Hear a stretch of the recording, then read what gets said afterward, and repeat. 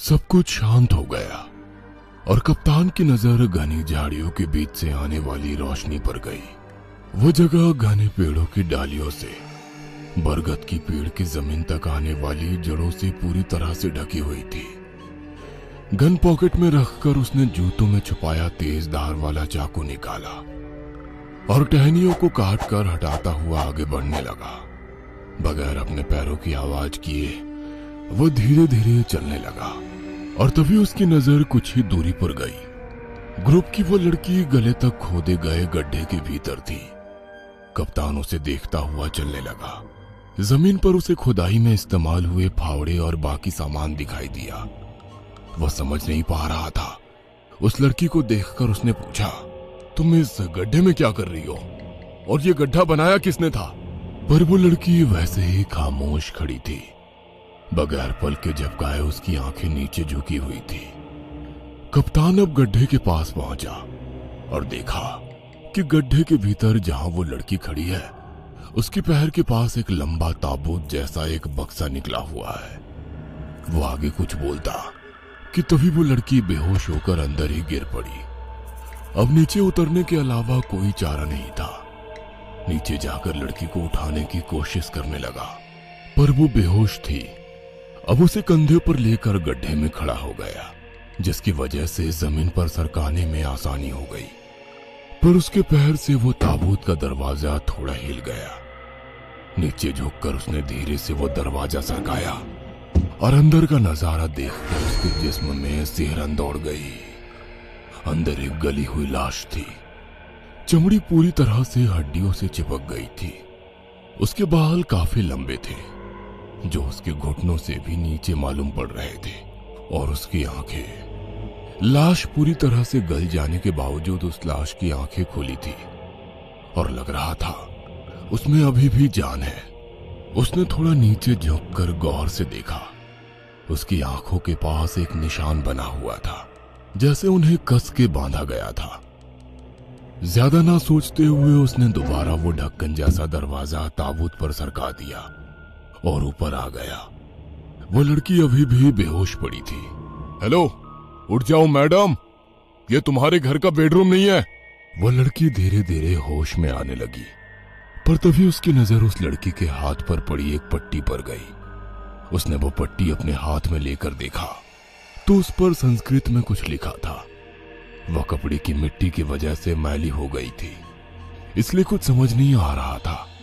उसने पट्टी साफ करके देखा। यदि त्वा पट्टिका निष्काशयसि तहि पिशाचः जागरिष्यति। उसे इन शब्दों का मतलब समझ में नहीं आ रहा था। तब तक उस लड़की को होश आ गया था। वह झट से खड़ी हो गई और दोबारा गड्ढे में झांक कर देखा। उस लड़की को ऐसे परेशान देखकर कप्तान बोला, ये लाश की आंखों पर बंधी पट्टी तुमने खोली? नहीं, पट्टी पहले से ही खुली हुई थी। मतलब यहाँ हमसे पहले कोई आया था? आवाज में बोली, मेरा काम तुमने अधूरा रख दिया, पर तुम्हारे बेटे की बलि देने के बाद भगवान प्रसन्न हो जाएंगे। उस शांत दरबार में उसकी डरावनी हंसी गूंजने लगी। पर राजा बिन क्रोधित हुए बोला, हम तुम्हें मृत्यु दंड देते हैं। राजा की बात सुनकर भी वो हंसने लगी। तुम्हें लगता है कि तुम मुझे मार सकते हो? मेरा शरीर मर सकता है पर मेरी रूह, मेरी नजर।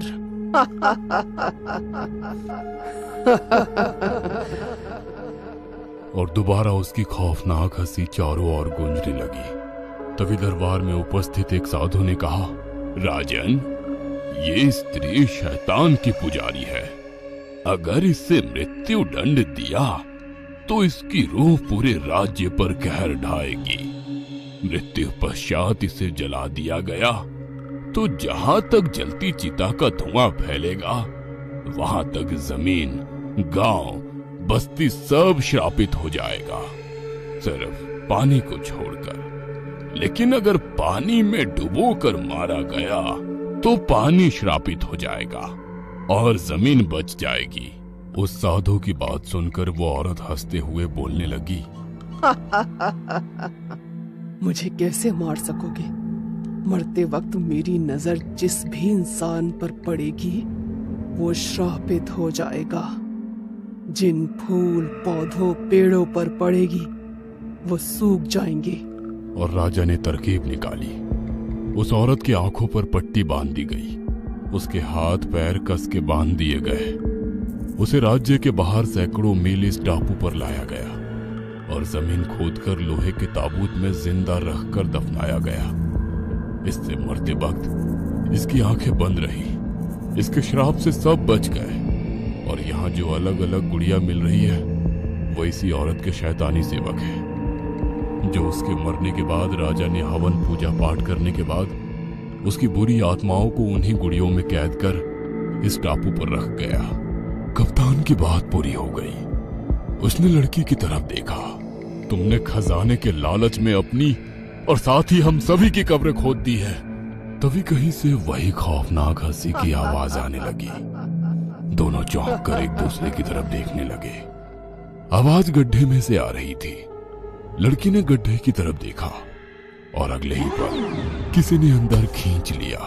कप्तान कुछ करता कि तभी झटके से उस जमीन के अंदर से निकले हाथ ने उसके पैर जकड़ लिए, जिसकी वजह से वो जमीन पर गिर पड़ा।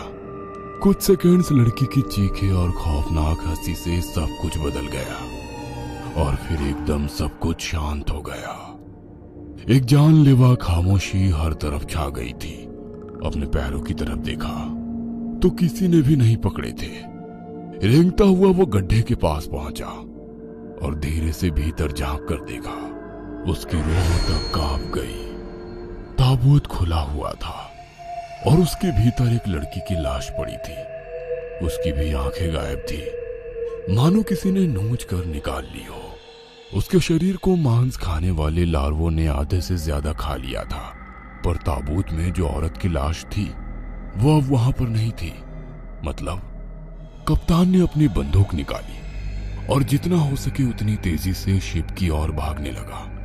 पेड़ पौधे झाड़ियों के बीच से खुद को बचाते बचाते वो लगातार दौड़ रहा था और पीछे से एक खौफनाक हंसी की आवाज लगातार उसके कानों में गूंज रही थी।